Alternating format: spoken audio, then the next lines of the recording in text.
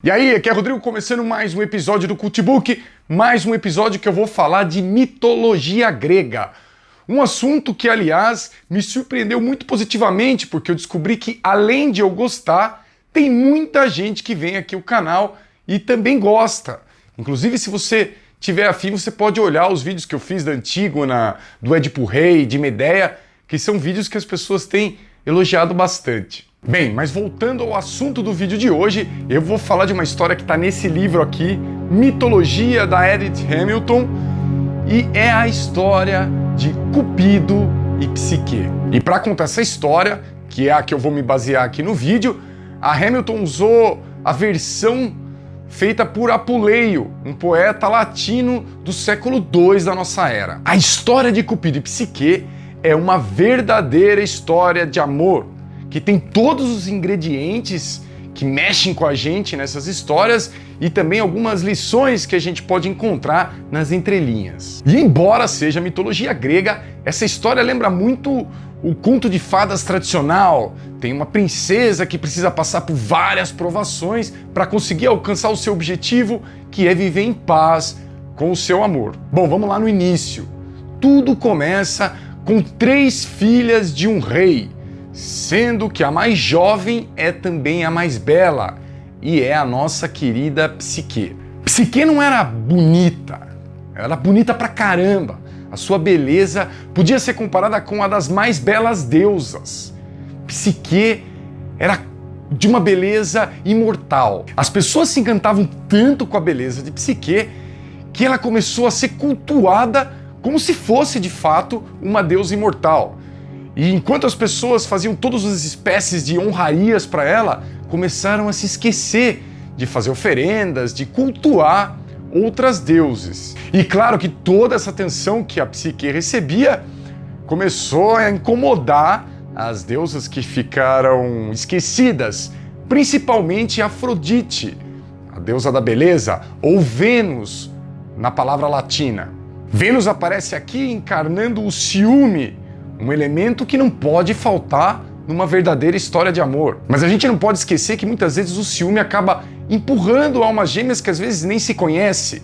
Às vezes o ciúme é aquele que faz a outra pessoa enxergar a existência de alguém que vai despertar nela o verdadeiro amor. Inconformada com a devoção que os mortais nutriam pela Psique, Vênus foi lá e chamou seu filho, Cupido, aquele que com as suas flechas é capaz de fazer se apaixonar mortais e imortais. A ideia da deusa da beleza era fazer com que a Psique se apaixonasse pela criatura mais vil e desprezível do mundo. Só que ela não contava com um detalhe. Ao ver aquela bela jovem, Cupido se apaixonou por ela no ato. Cupido não só se apaixonou, caiu de joelhos pela beleza de Psique, como ele também descobriu que, apesar de tanta formosura, a jovem ainda não havia se casado. Ao contrário das suas 2 irmãs, que embora não fossem tão belas quanto ela, haviam conseguido casamentos com homens nobres, com reis. E como ela era uma solteirona, o pai da Psique resolveu ir até o oráculo de Apolo para saber o que ele podia fazer para que a Psique conseguisse um casamento. O que o pai da Psique não sabia é que Cupido já havia chegado antes para falar com o oráculo e orientado ele a contar a história que ele queria. O oráculo diz para o pai da Psique que ele deve levar a Psique até o alto de uma montanha e abandonar a coitada ali, porque infelizmente o futuro do marido da Psique era uma maldição, uma terrível maldição, e o seu marido seria uma serpente alada, uma serpente horrível com asas. Mesmo assim, o pai dela foi lá e cumpriu com as determinações do oráculo. Enquanto todos preparavam para levar a Psique no alto da montanha, o Cupido se preparava para receber a sua amada. Do alto da montanha, a Psique é levada pelo deus Zéfiro, o vento suave, que leva até a morada de Cupido, para que ela receba tudo que uma amada merece: banho, banquete, música boa e as suaves e doces palavras de um deus apaixonado, Cupido. Psique então teve a certeza de que aquele marido não poderia ser a tal maldição da serpente. Só que havia um problema. Cupido disse para ela que ela jamais poderia olhar para o rosto dele. Além disso, o deus do amor disse para Psique que ela jamais deveria se reencontrar com suas duas irmãs, sob o risco de coisas muito ruins acontecerem com ela. Só que belas histórias de amor não acabam antes de passar pela aprovação do ciúme e da inveja. Cheia de saudades, a Psique acaba convencendo Cupido a deixar que ela visse, que ela encontrasse com as suas irmãs. E aí é que entram as irmãs da Psique. E nesses encontros, as irmãs dela sempre perguntam como é que era o marido dela. E a Psique acaba não conseguindo responder direito, porque afinal de contas ela nunca tinha visto. E as irmãs dela, que a encontram sempre feliz, vivendo num palacete ainda melhor do que o delas, né, um casamento perfeito, começam a ficar com inveja e percebem que a Psique na verdade não conhecia, nunca tinha visto quem era o marido dela. E começam a fazer a cabeça dela para que um dia ela olhe, para que ela veja quem é aquele marido, que só pode ser aquela serpente terrível, porque se afinal de contas ele não fosse a serpente, ele não se esconderia. Psique, que até então era uma apaixonada incondicional, começa a sentir medo. E um dia, ou melhor, uma noite, ela resolve, enfim, descobrir quem é o seu marido, olhar para o rosto daquele que deitava com ela na sua cama. Durante a noite, a Psique pega uma lamparina, acende e vai lá, né, na ponta do pé para ver quem é que está do lado dela. Quando finalmente ela olha, ela se depara com uma beleza incrível e estonteante do deus Cupido, e que obviamente não era uma serpente. No mesmo instante, a Psique fica embasbacada, fica atônita, fica paralisada com aquela beleza e também um pouco envergonhada por ter desconfiado dele. E aí o que acontece?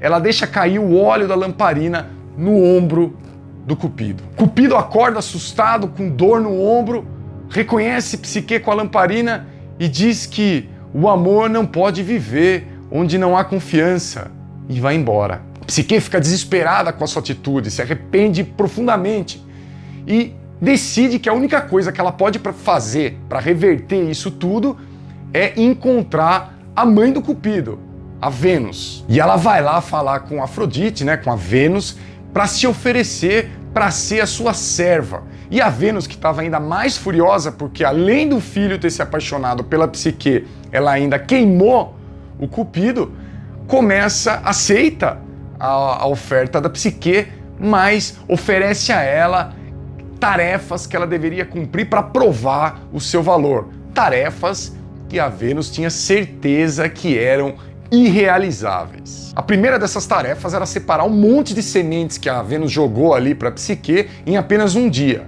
E a Psique consegue realizar isso com a ajuda das formigas, que trabalham sem parar para que no fim do dia todas as sementes estivessem ali juntinhas. A segunda tarefa era recolher tozões de ouro de ovelhas furiosas. E a Psique vai lá e consegue, com a ajuda de uma planta que dá uma dica fundamental para ela, que ela podia pegar os tozões das ovelhas que ficavam enroscados nas roseiras. Então ela nem precisava chegar perto das furiosas ovelhas. A Vênus, claro, começa a desconfiar que a Psique só consegue realizar essas tarefas porque alguém está ajudando.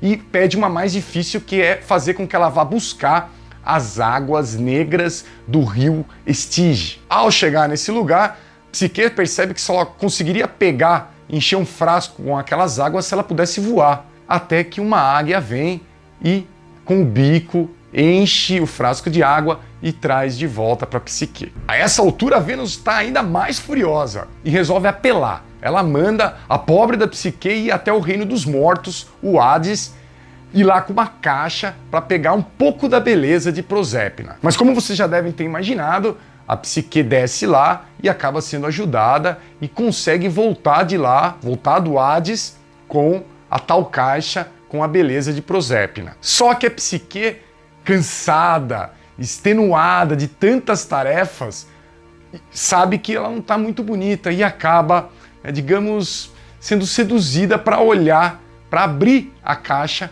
com a beleza da Proserpina. Quando a Psique abre aquela caixa, ela simplesmente tomba, ela cai, desfalecida, como se estivesse morta. Só que enquanto a Psique realizava todas essas tarefas, Vênus tinha aprisionado Cupido dentro de um quarto, dentro de uma casa, para que ele se curasse ali e também para que ele evitasse de encontrar de novo com a Psique. Mas, como diz a poesia da história, é impossível aprisionar o amor.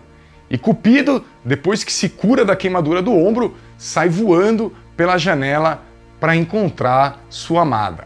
E ele encontra a Psique desfalecida ali na floresta com a caixa da beleza de Proserpina. Já vacinado com a situação, Cupido fala para Psique entregar a caixa para a mãe dele e resolve ele mesmo ir falar com Zeus, o deus dos deuses, para que resolvesse essa situação e para que a mãe dele não atrapalhasse mais o seu relacionamento, que ela não atrapalhasse mais o seu amor por Psique. Quando termina de contar a história para Zeus, o mais poderoso dos deuses fica sensibilizado e resolve fazer uma assembleia com outros deuses e tornar Psique imortal. Zeus, que era um político habilidoso, percebe que ao transformar Psique em deus, ele acabaria com vários dos problemas que impediam a união do casal. Ao ser transformada em deusa, Psique passaria a viver no Olimpo, junto com Cupido, o que diminuiria a adoração das pessoas por ela e aplacaria, acalmaria a vaidade de Vênus. Sem falar que agora Vênus também poderia dizer que sua nora era uma deusa. E tudo termina em um final feliz. Se Cupido é o próprio deus amor, Psique significa alma. E portanto essa história mostra pra gente que quando amor e alma se encontram, nada é capaz de separar. Então é isso, espero que vocês tenham gostado desta bela e sublime história de amor e aventura. Espero também que vocês curtam. Se gostaram, ajude o canal a ser reconhecido aí no YouTube. Cliquem no sininho para receber os novos vídeos. Eu vou ficando por aqui. Valeu e até a próxima!